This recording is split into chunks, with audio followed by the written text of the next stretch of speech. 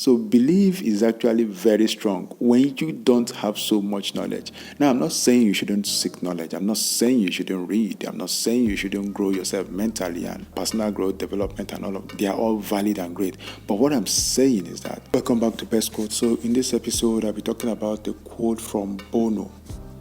This quote says that the less you know, the more you believe.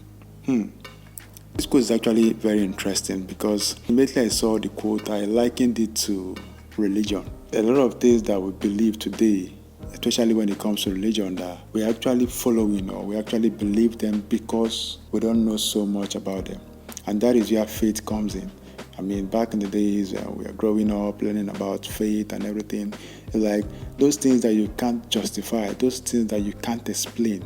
You use faith to cover them. You max them with faith. When they say, "Why did this happen? I don't know why this happened. I don't know why that happened." They say faith.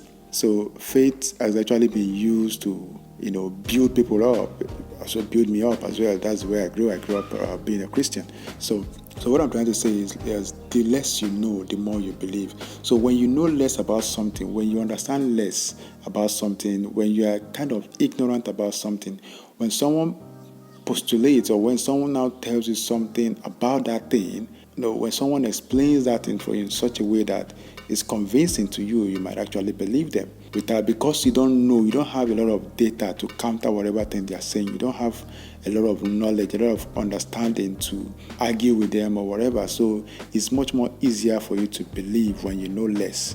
And on a more critical level, if you look at it, why do people become atheists? The atheists, a lot of times it's because those people have actually read wide. They studied philosophy so deep, they've learned about nature, learned about things like read a lot of books, and it came to a point whereby their brain is all fucked up. They don't really know what to believe anymore. So they just say, I don't believe in anything because they now know too much. And it becomes a danger for people because when it gets to that point, it becomes difficult to convince you about any other thing because you can always think that you know about that. Whatever thing someone is saying, you say, I know about that, or I have an idea about that, or I have read something about that. I'm forgetting that people write what they know. A lot of times people write what they don't even know, but what they believe. A lot of times as well, people just write assumptions. Now, as someone who reads wide, someone who studies wide, you end up reading about all those things that people have talked about. Those that say things that they know, those that actually just wrote things that they are thinking, but which is not fact. And those that actually wrote things from their imagination, those that wrote fictions and everything. When you read wide, you get to read all these things. And when you read all these things, they compound and begin to confuse your thinking. Now, when someone said, okay, this is done by this, you remember that you read something different somewhere and you're going to argue that. When someone said God did this or God said this, you remember that you read somewhere else and then you want to argue that. That eventually makes you become an atheist. When they say God, you say, no, I don't believe in God. It's all about nature. This is how this happened. This is how that happened. You can't tell me that this was there before this because I can explain to you why this was that.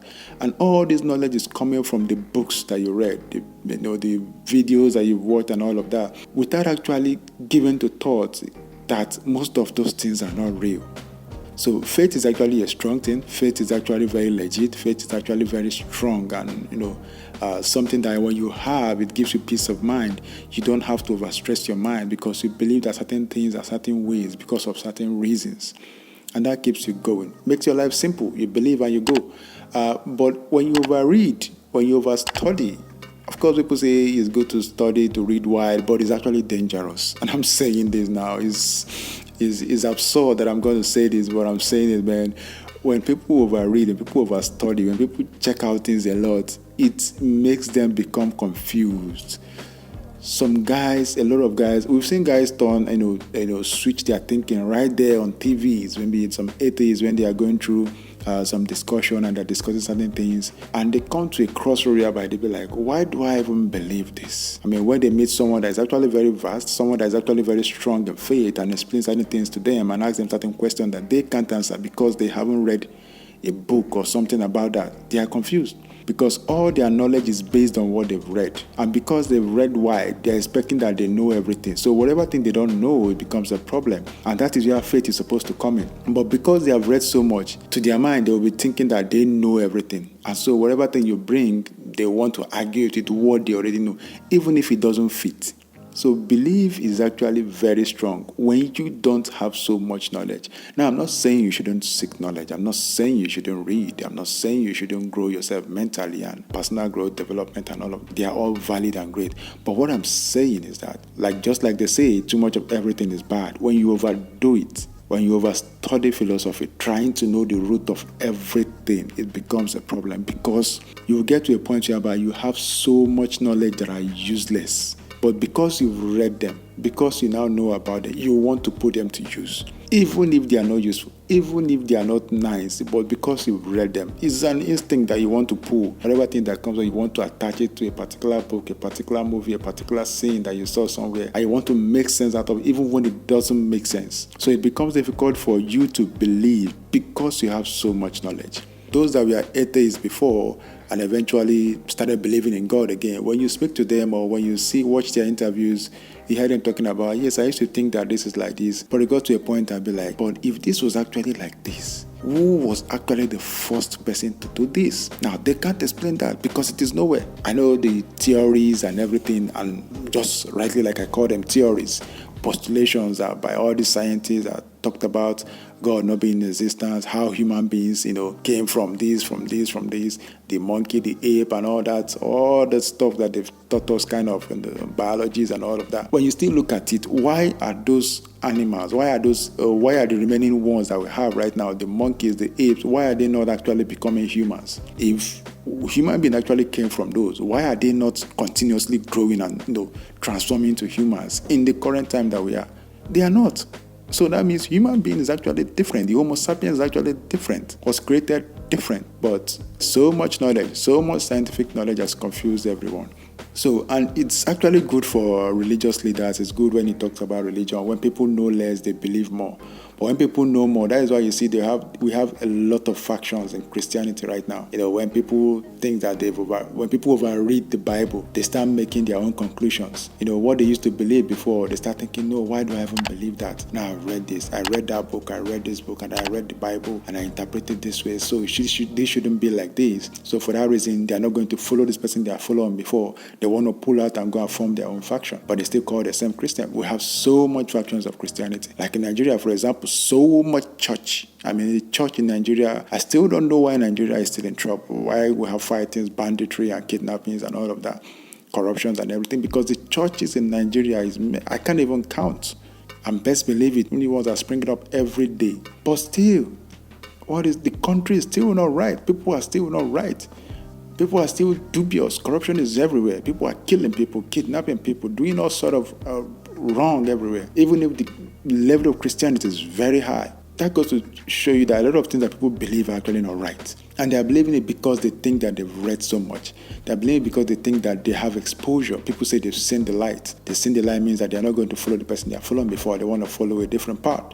Now the path they are following, they are not even sure about it, but they think that they know so much to follow their own path.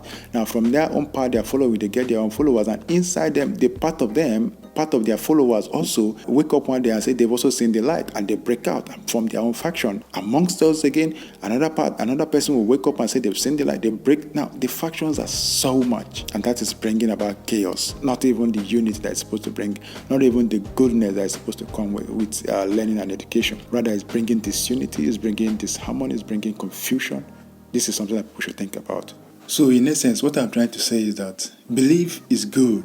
It helps and is very, very important. But also, as much as it can help keep the society sane and everybody working as they are supposed to work, it also has a negative impact when it is not rightly done. So when you believe in the wrong cause, when you believe in the wrong thing, it can actually affect the way you operate and the kind of life that you live. But when you believe in the right thing, it can actually make you have a peaceful, a normal, and a very successful life. And when you flip it as well, let's move out of religion a little bit. It's like I'm talking about religion a lot. Maybe I'm very passionate about that, but maybe I'm not. But however, when you talk about it in general terms, in terms of well-being, in terms of improvement, in terms of being a better person, belief is actually very good as well, because if you think about, like someone talking about trying to be successful, trying to be productive, trying to be impactful, belief is actually a thing that can make you get that. So you see people that are actually doing very bad, but when they're able to switch their belief, maybe when they go for a seminar or when they have a mentor that is able to switch their mind and help them understand that a lot of things you can actually achieve if you believe that you can achieve. So when you believe that you can achieve certain things, it can help you achieve them. So in that aspect also, belief is very, very good, because at whatever level someone is operating and is not able to go beyond that, you better believe that belief is actually holding that person down. So once the person is actually able to understand that and switch that belief to something good, to a positive mindset, believing that they can be better, start believing that they can achieve more, start believing that they can accomplish more, automatically you start seeing the change appearing in their life. So belief is twofold, and it's very important that you understand which side is actually very healthy and is going to make your life a better one. In terms of religion, good. In terms of self-improvement, in terms of being successful, in terms of being very impactful and achieving, it depends on whichever one is the best. So you always have to choose. You always have to, negotiate and think about which one is the best for you at every point in time. Now, you can't actually make everybody believe the same thing.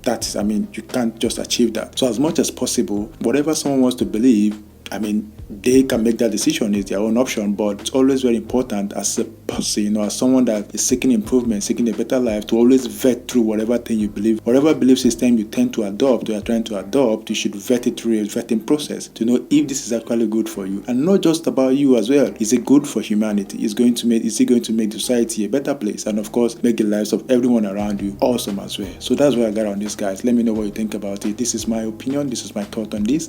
And I think it's a very, very critical topic to talk about, to think about, and to reason around. Thank you for listening, guys. If you are listening to this on podcast, I really, really appreciate. And if you are watching this on YouTube, please do like, subscribe, and of course, share this video with others. Thank you for watching, and see you in the next one.